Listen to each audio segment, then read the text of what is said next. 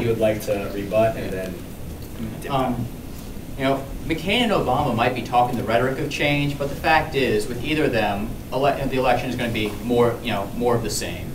The fact is, in America currently we have an entitlement system right now that, without an additional new spending program at all, is going to effectively bankrupt America in short order, probably by about 2080, if not sooner.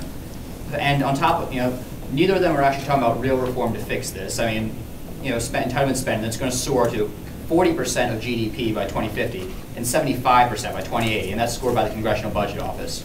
Not parsing all that. The fact is, so not only that, both of them, in fact, Brendan, you might be happy about this. I mean, if you looked at them as cigarettes, you guys might be, the unfiltered, but Obama is, your standard socialist, and McCain's socialist light. Obama has promoted, as scored by the National Taxpayers Union Foundation, just scoring off his programs based on what he's described, has at least $293 billion in new spending. McCain has $92.4 billion. That's just a difference of magnitude. There's no change here at all from, politics as usual in D.C. The real change candidate here is Bob Barr, the Libertarian Party, party candidate for president.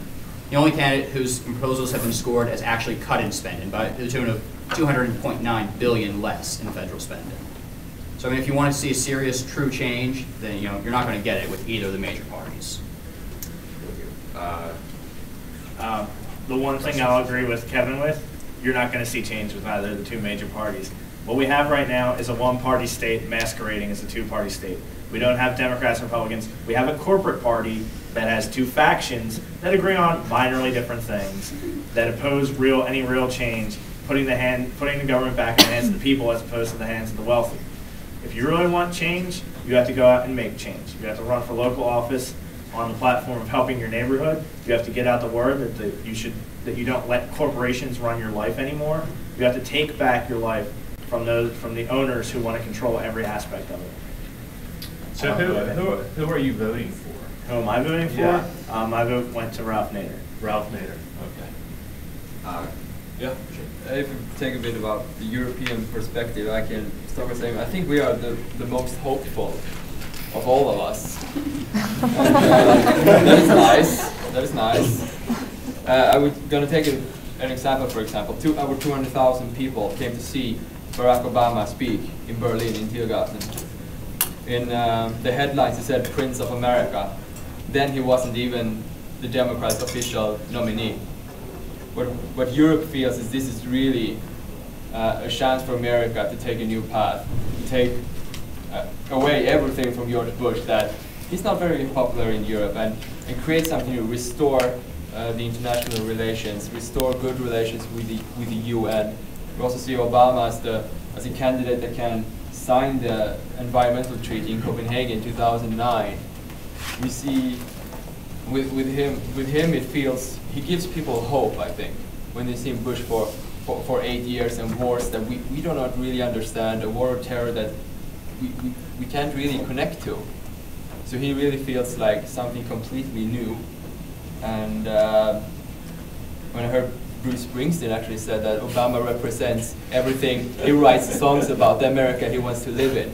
And for Europe it feels a bit like this. It's something completely new, and Obama, for many people, represents all the good things that America can be, and I know that America are. Actually, just to follow up on that, and this is the question I asked the Swedish group at the end, and you were the one who responded. Like, would this group have actually come to watch an election in 2004, Kerry Bush or Bush thinking? And I kind of had an idea what you would answer, but do you want to repeat kind of like what you said? We said we wouldn't have come. We wouldn't.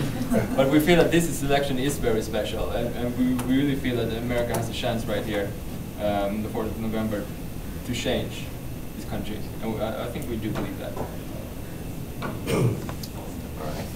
All right. That is time. It is 6 o'clock, and everyone's got class. Would any of our visitors from Sweden like to? Well, actually, wait. Someone's excited over there. Nandor. Nandor's got a question. First off, in regards to the environmental thing, the Kyoto Protocol failed. And it wasn't because there wasn't any good backing. It was just sort of an idea that was a great idea on paper, but in reality, it could be brought through. Secondly, everyone talked about United States healthcare system. How come nobody mentioned the fact that we're one of the leading countries in research and design, or rather research and development for medicine? Actually, I'll go ahead and field. I mean, I think that's a key point also. I mean, part of the reason that the rest of the world is able to enjoy their price-controlled prescription drugs is because the United States is probably the only developed nation that doesn't price control their drugs and, using the government as a bulk buyer to go and force the companies to accept. As a result, drugs in the United States cost quite a bit because we have to finance the research and development of pretty much every new prescription drug and other breakthrough. I mean, that's the other thing. If the United States socialized, expect severe problems in the development of new drugs with that for everyone else. I think it's a key point. Thank you for bringing it up. So what would be your solution to that? Well, there is no real solution since, unless we can talk some of the other nations into giving up on price control. I mean, that's basically, that's something that there's no real easy fix to without a lot of cooperation. It's not going to happen. I'd like to say that. One, there's not much use developing modern drugs if the citizens can't afford them. And two, I don't think drugs and healthcare are equivalents. It's not the same thing. Of course, good medicines are essential, but it's also essential to have a system that will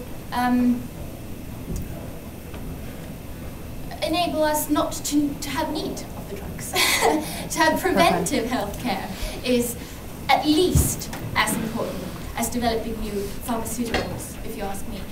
And people should afford that type of healthcare. They should afford to have medical checkups before they are lethally ill with something. People should not be afraid to go to the doctor in case they might be ill because they couldn't afford it. We need to check illness within the population before it becomes critical.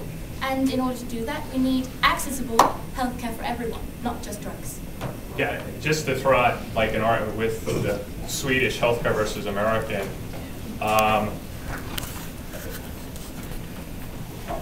And I mean, this is a very